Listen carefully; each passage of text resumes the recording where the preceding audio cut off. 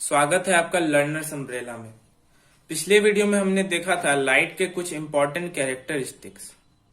इस वीडियो में हम देखेंगे रिफ्लेक्शन से जुड़ी कुछ बातें, जैसे कि रिफ्लेक्शन के टाइप्स और कुछ इंपॉर्टेंट टर्म्स जो हमें आगे काम आएंगे। तो आइए शुरू करते हैं टाइप्स ऑफ रिफ्लेक्शन से। दोस्तों, रिफ्लेक्शन के दो टाइप होते हैं, रेगुलर और इरेगुलर रिफ्लेक्शन। इरेगुलर रिफ्लेक्शन को हम डिफ्यूज रिफ्लेक्शन भी कहते हैं। दोस्तों, रेगुलर रिफ्लेक्शन सिर्फ स्मूथ सरफेसेस से होता है और वो हमें क्लियर इमेज बनाकर देता है, जैसे कि प्लेन मिरर और कोई भी स्मूथ शाइनी सरफेस, जैसे कि आपके घर में बर्तन हो सकते हैं स्टेनलेस स्टील के। इरेगुलर रिफ्लेक्शन हमेशा कर्व्ड सरफेसेस या फिर इरेगुलर सरफेसेस से होता है और वो हमें ब्लर्ड इमेज देता है, जैसे कि हमारे आसपास की ज्यादातर चीजें इरेगुलर रिफ्लेक्शन ही करवाती है, जैसे टेबल, चेयर, बाकी सारी वॉल, ऐसी सारी चीजें इरेगुलर रिफ्लेक्शन देती हैं जिसमें हम इमेज नहीं देख सकते हैं या फिर ब्लर्ड इमेज देखते हैं। दोस्तों, पिछले वीडियो में हमने ये देखा था कि लाइट जो होती है वो कभी भी एक रे में ट्रेवल नहीं करती है। लाइट हमेशा बीम के रूप में ट्रेवल करती है, यानी कि पैरेलल रेज के रूप में ट्रेवल करती है इस तरह से। तो ये इसको हम बीम कहते हैं। तो दोस्तों, जब लाइट बीम यानी कि लाइट की बहुत सारी पैरेलल रेज जब किसी भी रेगुलर सरफेस यानी कि स्मूथ सरफेस पे पड़ती हैं, जैसे कि ये प्लेन मिरर हम ले सकते हैं, ये,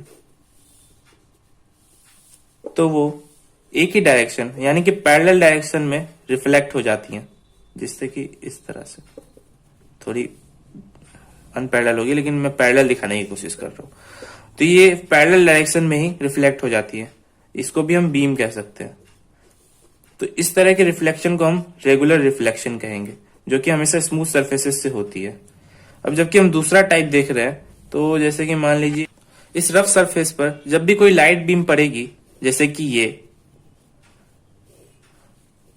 तो वो अलग अलग डायरेक्शंस में रिफ्लेक्ट हो जाएगी इस तरह से, जो कि पैरेलल नहीं रहेगी। अब इसको हम बीम नहीं कह सकते हैं, तो इसको हम इरेगुलर रिफ्लेक्शन कहेंगे, यानी कि लाइट रिफ्लेक्ट होने के बाद अब पैरेलल रेज की तरह ट्रेवल नहीं कर रही है। तो आइए दोस्तों जानते हैं कि रीजन क्या है रिफ्लेक्शन के रेगुलर और डिफ्यूज या इरेगुलर होने का। दोस्तों, हम देख सकते हैं कि ये जो प्लेन मिरर है, इसके जितने भी छोटे छोटे पार्टिकल्स होते हैं, यानी कि एटम्स, हर सरफेस एटम से ही बनी होती है, ये सारे पार्टिकल्स एक ही डायरेक्शन में फेस कर रहे हैं, एक ही डायरेक्शन में। तो जब भी कोई पैरेलल रेज इस तरह से पड़ती है, तो वो सारी रेज को एक ही डायरेक्शन में रिफ्लेक्ट करती है। और जबकि ये जो रफ सरफेस है, यहाँ पे सारे पार्टिकल्स, कोई इधर है कोई इधर है, तो ये सभी जो रिफ्लेक्टेड रेज जो होती हैं वो अलग अलग डायरेक्शन में जाती हैं, क्योंकि इनका डायरेक्शन ही अलग है। ये जो एटम्स हैं ये एक साथ अलाइनमेंट में नहीं है। तो इस तरह से हम देख सकते हैं कि रेगुलर और इरेगुलर रिफ्लेक्शन होती है। रेगुलर रिफ्लेक्शन के फायदे क्या है, तो हम इससे इमेज फॉर्मेशन हमें होती है, जो कि इमेज फॉर्मेशन बहुत जगह अप्लाई होती है। इसके काफी सारे एप्लीकेशंस हैं जो कि हम आगे पढ़ेंगे। आइए देखते हैं रिफ्लेक्शन से जुड़े कुछ इंपॉर्टेंट टर्म्स। पहला टर्म होता है हमारा इंसिडेंट रे, यानी कि जो लाइट रे, यहां मान के चलते एक ही लाइट रे लाइट में ट्रेवल कर रही है, तो जो लाइट रे आकर सरफेस से टकराती है उसको हम इंसिडेंट रे कहते हैं। और दूसरा टर्म होता है reflected ray. The ray of light Saint back by the surface is called reflected ray. तो यहाँ पर ये जो इस पॉइंट से ये जो रे, जो लाइट की रे है, ये रिफ्लेक्ट हो रही है, यानी कि वापस भेजी जा रही है सरफेस के द्वारा, तो इसको हम रिफ्लेक्टेड रे कहेंगे। और तीसरा टर्म है हमारा point of incidence. The point eight which the incident ray falls on the surface is called point of incidence.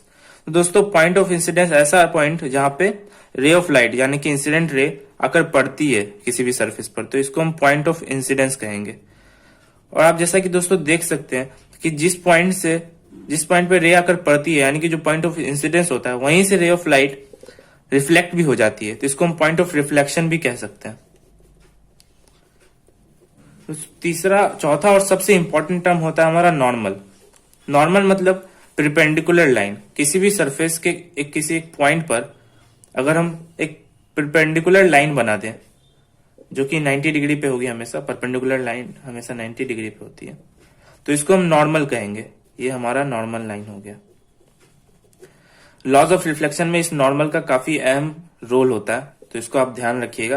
A line at the right angle to surface at the point of incidence, तो point of incidence पे जो भी line 90 degree बनाएगी surface से, या फिर एक imaginary line होती है नॉर्मल, उसको नॉर्मल लाइन कहेंगे। दोस्तों दो और टर्म होते हैं, एंगल ऑफ इंसिडेंस और एंगल ऑफ रिफ्लेक्शन, जिसको कि हम लोग डिग्रीज में डिनोट करते हैं। एंगल ऑफ इंसिडेंस यानी कि ऐसा एंगल जो कि नॉर्मल और इंसिडेंट रे के बीच में बनता है, इसको एंगल ऑफ इंसिडेंस कहेंगे, AOI शॉर्ट फॉर्म में। और ये ऐसा एंगल जो रिफ्लेक्टेड रे और नॉर्मल लाइन के बीच में बनता है, उसको हम एंगल ऑफ रिफ्लेक्शन कहेंगे।